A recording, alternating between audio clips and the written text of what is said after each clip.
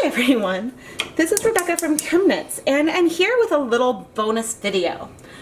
I just finished filming the Kickstarter thank you video, and we left behind a lot of really pretty green dye in this pot that hadn't absorbed to the 200 grams of yarn we had in the pot previously. So I want to use a new skein of 100 grams 100% wool yarn that is dry. I'm going to be adding just some dry yarn to this pot and see if we can exhaust the dye. I'm not planning to add any more vinegar. There were already 4 tablespoons of vinegar added at the beginning of this project. So the dye bath is still hot because I just removed the other yarns, and I'm about to start adding my dry yarn.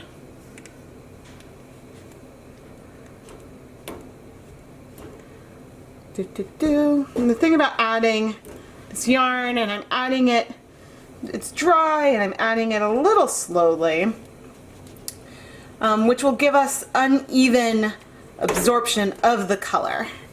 I think the water level is probably a little lower than I might have otherwise tried to go for, but I think that we can still get something really cool. This is non-superwash yarn. This is the 100% wool, worsted weight wool of the Andes yarn.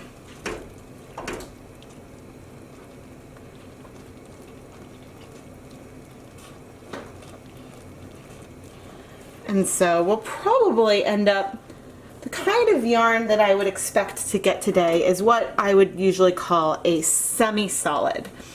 I expect that there will be, you know, overall one tone. There might be some patches that are a bit lighter than others, but ultimately it might, if the dye absorption to the fiber is slow enough, you know, it could end up looking very, very solid until you try to knit with it, and then you might see some like little variations of color while knitting with this yarn.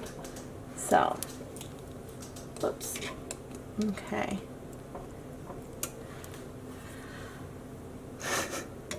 Trying to get it all in the pot. You can see there's a lot of dye in here.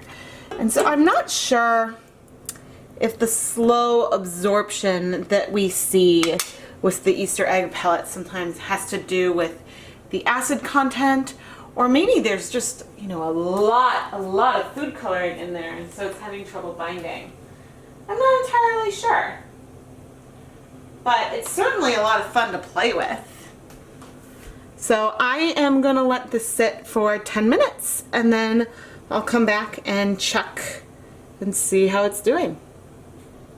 10 minutes have passed, and there is still a lot of green in here. I am not sure what makes this so stubborn, but let's add some more vinegar. Let's add a lot of vinegar. Yeah, look, it's not absorbing.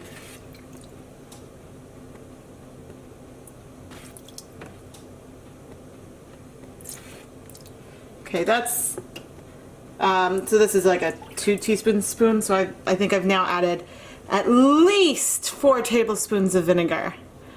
But you can see that, like, from when I just poured it on, that a lot of the color would just rinse out. It's just not absorbing. So I'm gonna need to look closer at the ingredients and see if I can figure out if there's something that isn't food coloring that's in these Easter egg dye kits, or what, because the Wilton's food coloring, or actually maybe I should pay attention to what the pH is, because maybe there's something in the pellets that raises the pH and so makes it less acidic, and that's why I need to add more. I don't know, but let's see if now that we've added a lot more vinegar we can get more of the green to bind. Maybe the color is getting a little lighter. I don't know. I am now going to turn off the heat and let this cool completely. And then we will reevaluate this goofy green dye in a little bit. So life happened, and guess who sat in the pot overnight? I had intended to leave the yarn in the pot until it cooled to absorb as much of the color as I could. And in some areas you can see the water is clear. But there's also areas that still have a bit of green. Less than there was, but there is a bit of green. So I'm now going to take this yarn and go wash it. Let's take our Kettle dye green yarn out of the pot. So you can see we've got some really pretty tonal variations. I'm curious though how much might rinse out. So there's some bluish green coming out, but it does look like the majority of the color is white. Right now this color sort of reminds me of the avocado green from Knit Picks. But look, there's definitely some sections that are paler.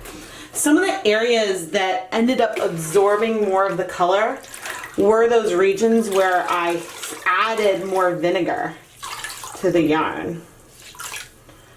Because otherwise the yarn had been in the pot long enough without the color absorbing to get a lot of color to bind. So I am going to rinse this until the water runs clear and use some dish soap to rinse stuff out. Sometimes people ask if the soap is necessary. It's not completely necessary, but it can help. It can help you rinse out some of the dye that hasn't bound to the yarn, and so I like to do that to see if it causes a lot more bleeding to happen. But you can see that this isn't going to need a lot of washing before we hang it up to dry. Check out our pretty tonal yarn.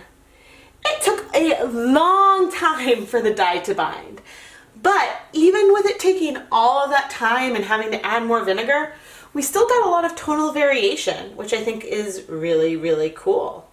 I have no idea why some of this food coloring in the Easter egg dye tablets is so stubborn. I no longer have the package for these older kits. But we've seen this green linger in some of the newer kits as well. But I did successfully dye 300 grams of yarn using 15 dye tablets, and in the end, after a long time, we eventually exhausted almost all of the dye. In the end, we showed that with enough vinegar and just patience, you can get all of this green to absorb to the yarn. I'm not sure why this takes longer than normal food coloring, and maybe it just requires some more experimentation. But I think that the color that we got in this green kettle dyed yarn is absolutely gorgeous and subtle and will turn into a fabulous project. Thank you so much for watching this video. If you want to see more fun dyeing videos, make sure you check out the Dye Pot Weekly video series. It's on the ChemKnits Tutorials channel, and I experiment with different techniques of applying color to yarn and other fibers. If you subscribe to the ChemKnits Tutorials YouTube channel, you'll never miss a new video. Thanks for watching!